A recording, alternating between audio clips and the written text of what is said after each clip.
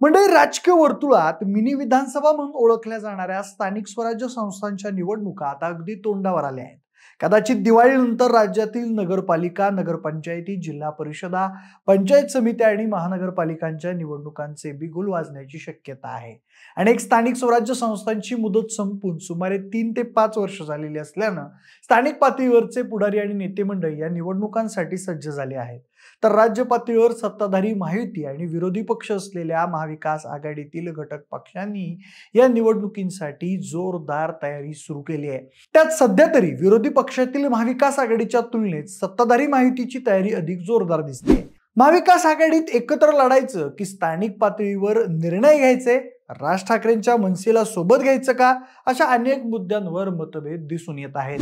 तर महायुतीमध्ये मात्र एकत्र लढणार की स्वतंत्र याबाबत काही प्रमाणात स्पष्टता दिसत आहे. मात्र असं असलं तरी महायुतीमधील प्रमुख घटक पक्ष असलेल्या भाजपा आणि अजित पवार यांच्या राष्ट्रवादी काँग्रेसमध्ये स्थानिक स्वराज्य संस्थांच्या निवडणुकांवरून मोठ्या प्रमाणात घुसपूस होण्याची शक्यता दिसत आहे. भाजपा आणि अजितदादांच्या राष्ट्रवादीमध्ये नेमक्या कोणत्या मुद्द्यावरून मतभेद उपाडण्याची शक्यता आहे, तसेच त्याचा महायुतीवर काय परिणाम होऊ शकतो, हे दोन्ही पक्ष कोणकोणत्या ठिकाणी स्वतंत्रपणे लढू शकतात याचाच घेतलेला आढावा.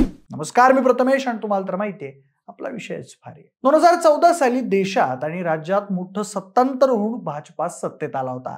त्यापूर्वी भाजपाच्या अनेक नेत्यांनी काँग्रेससह राष्ट्रवादी काँग्रेसच्या अनेक नेत्यांविरोधात रान उठवलं होतं. तसेच तेव्हाच्या आघाडी सरकारमध्ये उपमुख्यमंत्री असलेल्या अजित पवार यांच्या विरोधात भाजपाने आक्रमक भूमिका घेतली होती.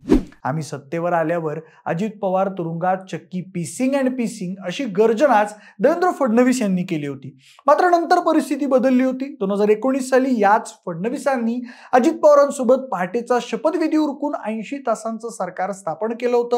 ते सरकार कोसळलं, पण तेव्हापासून अजितदादा आणि भाजपात जवळीक निर्माण झाली. तसेच 2023 मध्ये अजित पवार अख्खा राष्ट्रवादी काँग्रेस पक्षच घेऊन भाजपासोबत आले होते. एवढंच नाही तर ते माहितीमधील प्रमुख नेतेही बनले. मात्र आक्रमक कार्यशैली आणि कामाचा आवाका यामुळे अजित पवार यांचं सरकारमध्ये बऱ्यापैकी वर्चस्व निर्माण झालंय. तसेच ते भाजपासाठी डोकेदुखी ठरत आहेत. हीच बाब अजित पवार आणि भाजपामध्ये मतभेद होण्यासाठीचं पहिलं कारण ठरत आहे. अजित पवार यांचा प्रशासनावर आणि सरकारी कामांवर असलेला दांडगा अनुभव आणि कामाची पद्धत सर्वश्रुत आहे. ते निर्णयांना गती देतात आणि अधिकाऱ्यांकडून वेळेत कामं करून घेतात.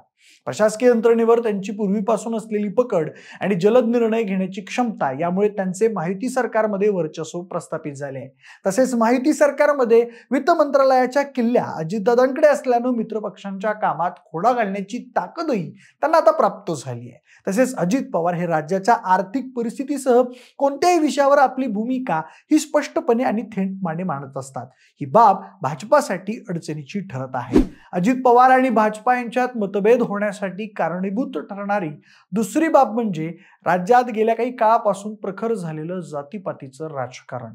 मुळातच राष्ट्रवादी काँग्रेसचा मुख्य मतदार हा मराठा समाज होता, त्यामुळे अजित पवार गटाचा आधारही मराठा समाज हाच आहे. मात्र आता भाजपालाही मराठा मतदारांमध्ये मोठ्या प्रमाणात शिरकाव करायचा असल्यानं भाजपासाठी पश्चिम महाराष्ट्र आणि मराठवाड्यामध्ये अजित पवार हे अडचणीचे ठरू शकतात. एकीकडे अजित पवार यांचा पक्ष मराठा समाजासोबत उभा असताना दुसरीकडे याच पक्षातील एक नेते आणि सरकारमधील मंत्री छगन भुजबळ हे मराठा आरक्षणासाठीच्या कुणबी नोंदींबाबत सरकारने काढलेल्या GR विरोधात आक्रमक भूमिका घेत आहेत. छगन भुजबळ यांचा आक्रमक पवित्रा सरकारसाठी अडचणीचा ठरू शकतो. तसेच त्यामुळे ओबीसी मतदारांवर मुख्य मतदार असलेल्या भाजपाची कोंडी होऊ शकते. अजित पवार आणि भाजपामध्ये मतभेद होण्यासाठी कारणीभूत ठरू शकेल अशी तिसरी बाब म्हणजे दोन्ही पक्षांची विचारसरणी. म्हणजे अजित पवार आपला पक्ष हा फुले शाहू आंबेडकर आणि यशवंतराव चव्हाण यांच्या विचारांवर चालणार असल्याचं सांगतात. तसेच आपला राष्ट्रवादी काँग्रेस पक्ष माहितीमध्ये आला असला तरी ही केवळ राजकीय युती आहे असं अजित पवार यांनी वारंवार स्पष्ट केलं आहे. तसेच भाजपासोबत हिंदुत्व तसेच इतर मुद्द्यांवर असलेलं वैचारिक भिन्नत्व कायम ठेवलं आहे.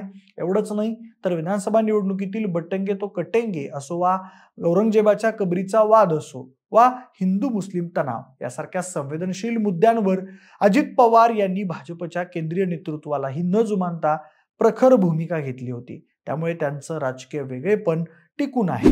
सध्या हिंदुत्वाच्या मुद्द्यावरून आक्रमक झालेले अहिल्यानगर येथील आमदार संग्राम जगताप यांनाही अजितदादांनी फटकार लगावलेली आहे। ही बाब प्रखर हिंदुत्वाचं राजकारण करण्यासाठी सज्ज होत असलेल्या भाजपासाठी खटकणारी आहे। अशा परिस्थितीत अजित पवार यांच्यापेक्षा शिंदे गट आपल्यासाठी सोयीचा ठरू शकतो असं शिंदे गटाला वाटतं। त्याबरोबरच स्थानिक स्वराज्य संस्थांच्या निवडणुकांना कसं सामोरं जायचं, एकत्र लढायचं की स्वतंत्र, ही बाब अजित पवार आणि भाजपामधील मतभेदांसाठीचं चौथं कारण ठरू शकते। त्याचं कारण म्हणजे मागच्या 6 वर्षांपासून राज्यात सुरू असलेल्या उलथापालथी आणि लोकसभा व विधानसभा निवडणुकीचे लागलेले परस्पर विरोधी निकाल पाहता राज्याच्या राजकारणासाठी स्थानिक स्वराज्य संस्थांच्या या निवडणुका महत्त्वपूर्ण ठरणार आहेत। तसेच या निवडणुकांच्या निकालावरून राज्याच्या राजकारणातील पुढील पट मांडला जाणार आहे। त्या पार्श्वभूमीवर या निवडणुकांमध्ये प्रत्येक पक्ष हा आपलं अस्तित्व आणि जनाधार दाखवून देण्याचा प्रयत्न करणार आहे। अजित पवार आणि त्यांचा राष्ट्रवादी काँग्रेस पक्षही या निवडणुकीमधून आपलं वर्चस्व दाखवून देण्याचा प्रयत्न करण्याची दाट शक्यता आहे। जरी लोकसभा आणि विधानसभा निवडणुकीत महायुती असेल तरीही स्थानिक स्वराज्य संस्थांच्या निवडणुका प्रत्येक पक्ष आपापल्या चिन्हावर स्वबळावर लढेल असं स्वतः अजित पवार यांनी अनेक सार्वजनिक कार्यक्रमांमध्ये स्पष्ट केलं आहे। त्यामुळे सध्या माहितीमध्ये असलेल्या आणि पश्चिम महाराष्ट्रासह राज्याच्या ग्रामीण भागात बहुतांश ताकद असलेल्या अजित पवार यांनाही आपली ताकद दाखवून देण्याची या निवडणुका म्हणजे एक मोठी संधी आहे। त्यामुळे अजितदादा ही निवडणूक आक्रमकपणे लढू शकतात। विशेषतः पश्चिम महाराष्ट्रातील अनेक स्थानिक स्वराज्य संस्था जसे की पुणे, पिंपरी चिंचवड, कोल्हापूर सारख्या मोठ्या महानगरपालिकांमध्ये भाजपा आणि अजित पवार गट आमने सामने येऊ शकतात। असं झाल्यास पश्चिम महाराष्ट्रातील अनेक स्थानिक स्वराज्य संस्थांसह पुण्यासारख्या भाजपासाठी प्रतिष्ठेच्या महानगरपालिकेत भाजपाची कोंडी होऊ शकते। तसेच त्यावरून भाजपा आणि अजित पवार यांच्यात संघर्ष उभा राहू शकतो। तसेच आगामी काळात अजित पवार आणि भाजपामध्ये मतभेद होण्यासाठी 5वं कारण ठरणारी बाब म्हणजे अजित पवार यांची असलेली मुख्यमंत्री पदाची महत्वाकांक्षा। म्हणजे अजित पवार यांनी सर्वाधिक काळ राज्याचं उपमुख्यमंत्री पद भूषवण्याचा विक्रम केलाय, मात्र त्यांची मुख्यमंत्री पदाची महत्वाकांक्षा लपून राहिलेली नाही। 2004 साली शरद पवार यांनी मुख्यमंत्री पद सोडून मोठी चूक केली अशी खंत त्यांनी वारंवार व्यक्त करून दाखवली आहे। तसेच 145 आमदारांचा पाठिंबा मिळाला तर मी मुख्यमंत्री होईन असं अजित पवार वारंवार बोलून दाखवतात। सध्याच्या परिस्थितीत अजित पवार यांच्यासाठी एवढं संख्याबळ जमवणं कठीण दिसत आहे, मात्र भाजपासोबत राहून आपल्याला कधीच मुख्यमंत्री होता येणार नाही याची अजित पवारांना खात्री सुद्धा आहे। त्यामुळे आधी आपला पक्ष भक्कम करायचा, सत्तेत राहून बळ कायम ठेवायचं आणि भविष्यात मुख्यमंत्री पदासाठी मोर्चेबांधणी करायची असा अजित पवार यांचा विचार असू शकतो। तसेच कदाचित त्यासाठी ते भाजपाला सोडून काँग्रेस आणि शरद पवार गटाशीही जुळवून घेऊ शकतात याची जाणीव भाजपलाही आहे। त्यामुळे भाजपा आणि अजित पवार गटात भविष्यात मतभेद होऊ शकतात। एकंदरीत राज्यातील सत्ताधारी महायुती सरकार सध्या भक्कम असलं तरी त्यामधील भाजपा आणि अजित पवार गट यांच्यातील वैचारिक मतभेद कायम आहेत।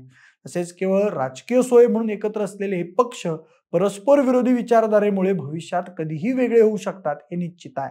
तसं झाल्यास राज्याच्या राजकारणात मोठी उलथापालथ होऊ शकते एवढं निश्चित आहे। आता अजित पवार आणि भाजपा हे आगामी विधानसभा निवडणुकीत एकत्र लढतील की स्वतंत्र, तसेच ते भविष्यात कधीपर्यंत एकत्र राहू शकतात, अजित पवार यांची पुढील राजकीय वाटचाल कशी असू शकते याबाबत तुम्हाला काय वाटतं हे तुम्ही आम्हाला कमेंटच्या माध्यमातून नक्की कळवा।